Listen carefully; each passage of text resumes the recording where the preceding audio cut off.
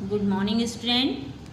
Class 5th, subject Hindi व्याकरण। बच्चों, हिंदी में हमारा फर्स्ट जो मेन कॉपी है, आपकी बुक है, उसमें कंप्लीट हो चुका है। इसलिए अब हम हिंदी व्याकरण स्टार्ट करते हैं। चलिए इसको देखते हैं हम। पहला चैप्टर इसमें है आपका भाषा, लिपि एवं व्याकरण।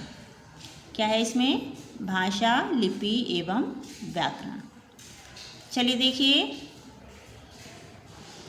इस दुनिया में मानव जाति ही ऐसी है जिसे प्रभु ने अपने विचारों और भावों को व्यक्त करने तथा सोचने समझने की शक्ति दी है।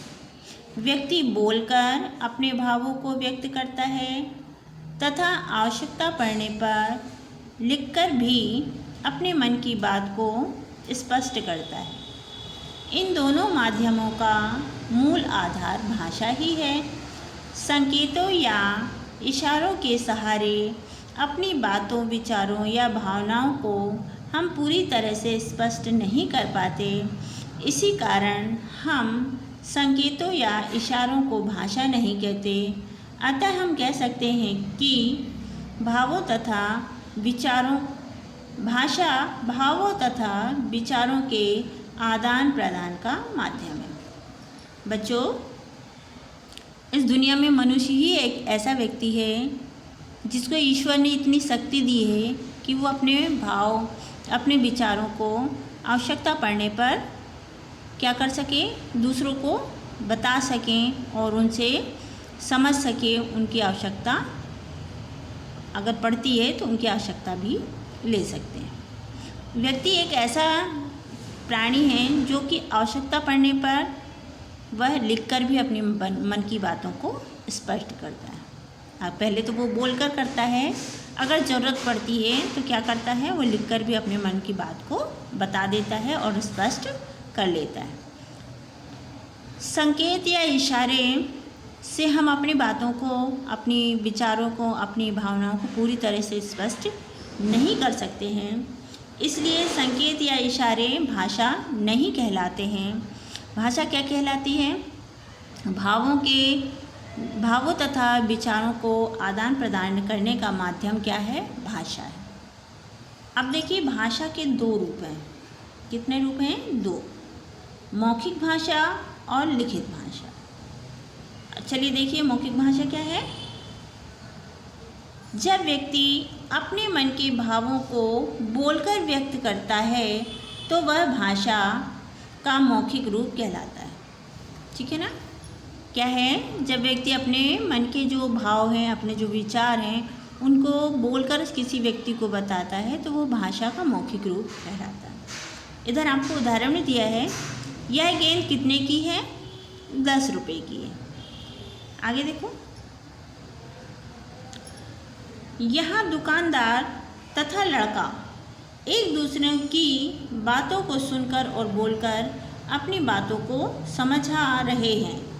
अर्थात ये दोनों बोलकर और सुनकर अपने विचारों का आदान प्रदान कर रहे हैं। यह भाषा का मौखिक रूप है। बच्चों, जब कोई अपनी बात को बोलकर किसी दूसरे व्यक्ति को समझाता है और दूसरा व्यक्ति उसकी बातों को सुनकर समझता है तो ये भाषा का मौखिक रूप कहलाता है। आगे देखते हैं लिखित रूप हम इसका।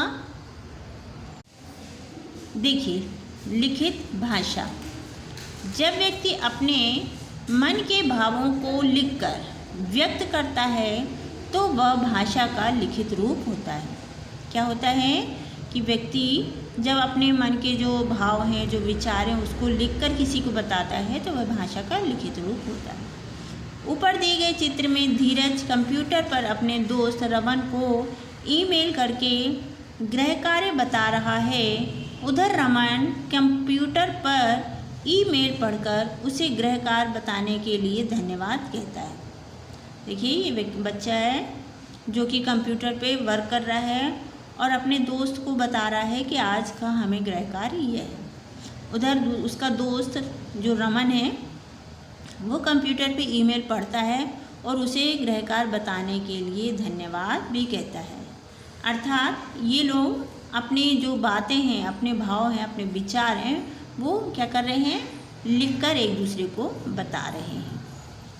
यहाँ धीरज और रमन लिखकर और पढ़कर अपने विचारों का आदान प्रदान कर रहे हैं। यह भाषा का लिखित रूप है। चलिए आगे देखिए। हम भाषा का मौखिक रूप संभाल कर नहीं रख सकते, ठीक है ना। भाषा का जो मौखिक रूप है उसको हम संभाल कर नहीं रख सकते। हम जो भी बोलते हैं या जो भी अपने विचार प्रकट करते हैं वो विचार बोलने के बाद याद नहीं रहते। इसके विपरीत भाषा के लिखित रूप को हम कई रूपों में संभाल कर रख सकते हैं। अगर भाषा का यह रूप नहीं होता तो हम ज्ञान, विज्ञान और साहित्य का भंडार अगली पीढ़ी तक नहीं पहुंचा पाते। भाषा के लिखित रूप के द्वारा ही ज्ञान, विज्ञान और साहित्य एक पीढ़ी से दूसरी पीढ़ी तक पहुंचते हैं। इसलिए भाषा का यह रूप सचमुच ज्ञान, विज्ञान और साहित्य आदि के लिए किसी वरदान से कम नहीं है। मौखिक भाषा को सीखने की आवश्यकता नहीं पड़ती। इसे बच्चा परिवार में रहकर ही अपने आप सीख जाता है। लिखित भाषा को सीखने और अभ्यास की आवश्यकता होती है। तो बच्चों, जो भाषा का मौखिक रूप है वो हम संभाल कर नहीं रख सकते। अर्थात जो अभी हम बोल रहे हैं, नेक्स्ट टाइम हम क्या बोले थे हमें याद नहीं रहता है, और रहता भी है तो जो हम शब्दों का प्रयोग करते हैं वो चीज़ हमें याद नहीं रहती है। जो भी हम बोलते हैं या विचार प्रकट करते हैं उसको बोलने के बाद हम क्या कर सकते हैं, भूल जाते हैं और याद भी नहीं रहता। इसके बाद जो भाषा का लिखित रूप होता है इसको अगर हम संभाल कर रखते हैं तो ये काफ़ी प्रयोग में आता है। और अगर भाषा का ये लिखित रूप नहीं होता तो शायद हम ज्ञान, विज्ञान और साहित्य का भंडार अगली पीढ़ी तक नहीं पहुंचा सकते। इसके द्वारा ही हम अपने जो ज्ञान, विज्ञान है और साहित्य है ये हम भाषा के लिखित रूप के द्वारा ही अगली पीढ़ी तक पहुंचाए हैं, और ये किसी वरदान से कम नहीं है। मौखिक भाषा को हमें सीखने की आवश्यकता नहीं पड़ती है। क्यों? क्योंकि बच्चा परिवार में ही रहकर ये सब सीख जाता है, लेकिन लिखित भाषा को सीखने की आवश्यकता होती है। तो बच्चों, ये आपका पहला चैप्टर है। इसके बाद ये बोली और आगे का चैप्टर हम अगली क्लास में करेंगे। ओके।